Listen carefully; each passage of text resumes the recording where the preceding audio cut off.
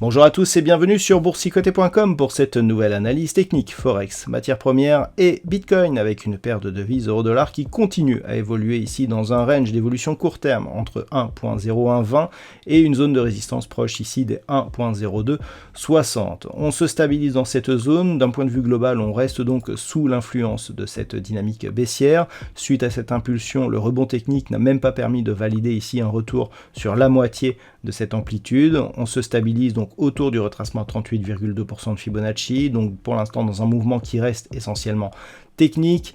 En cas de rupture ici de cette zone des 1.0120, on aurait une possible poursuite du mouvement baissier qui serait confirmée en cas d'atteinte ici sur cette zone entre 0.9952 et la zone psychologique de parité. Donc malgré le rebond et cette stabilisation, on reste dans une dynamique globalement baissière.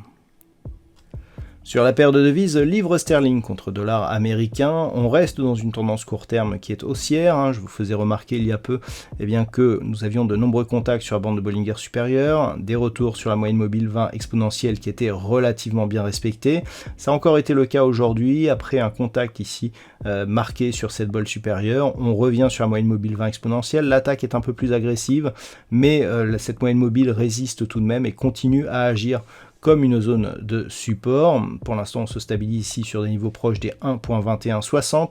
L'objectif reste donc cette zone des 1.2270. Une cassure des 1.23 nous referait passer potentiellement dans une dynamique court terme haussière, puisqu'il y aurait rupture ici de cette zone de point haut significative.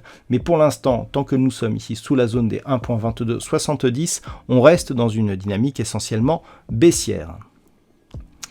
Sur l'or, après avoir connu un quasi-test de la zone majeure des 1675 $ l'once, on s'est stabilisé sur la zone des 1720 avant de rebondir. On est repassé au-dessus de la zone des 1758 $ l'once, mais comme on va le voir sur cette vue un peu plus moyen terme, on va passer en daily, c'est vraiment la zone ici qui va être atteinte, la zone des 1780 points, qu'il faudrait recasser à la hausse pour vraiment neutraliser ici cette dynamique.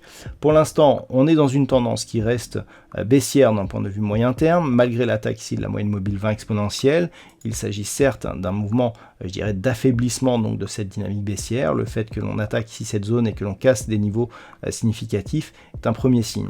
Attention donc à une éventuelle réaction sur la zone des 1780 $ l'once. Une rupture haussière de cette zone neutraliserait totalement la dynamique baissière actuelle.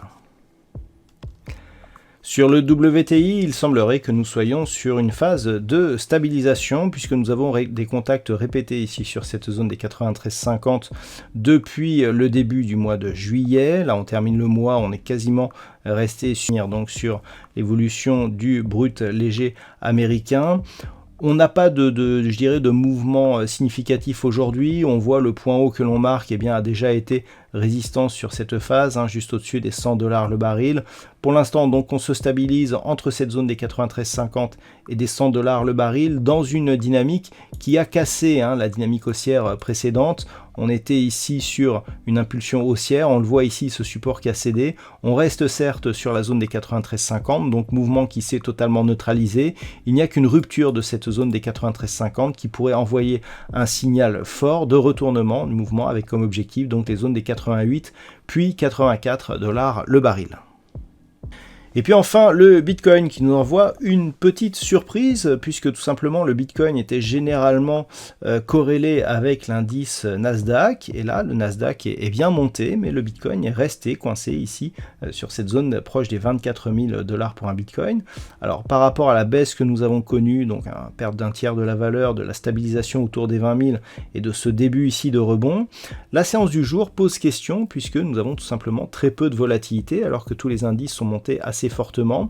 Donc on verra ce qui se passe un peu plus tard sur cette crypto, mais le fait que l'on n'arrive même pas à tester ici cette zone de point bas proche des 25 500 $ pour un Bitcoin est selon moi un aveu de faiblesse. On a du mal à franchir ici cette précédente zone de résistance. Donc tant que l'on ne sera pas sur une rupture de cette zone des 25 500, on restera sur des mouvements qui sont essentiellement techniques. Les retours sur la zone des 20 000 $ pour un Bitcoin, pour nous donner même des signaux d'alerte, puisqu'en cas de cassure, notamment de la zone des 18 500 $ pour un Bitcoin, on pourrait continuer en direction d'une zone entre 13 500 et 15 000 $ pour un Bitcoin. Actuellement, donc, l'objectif est un retour sur cette zone des 25 500 $ pour un Bitcoin. Voilà donc ce que l'on peut dire sur l'analyse technique de ces principaux actifs Forex, matières premières et crypto-monnaies. Je vous souhaite de passer une très bonne soirée, un très bon week-end. On se retrouve dès la semaine prochaine pour d'autres analyses techniques, toujours sur le site boursicoté.com.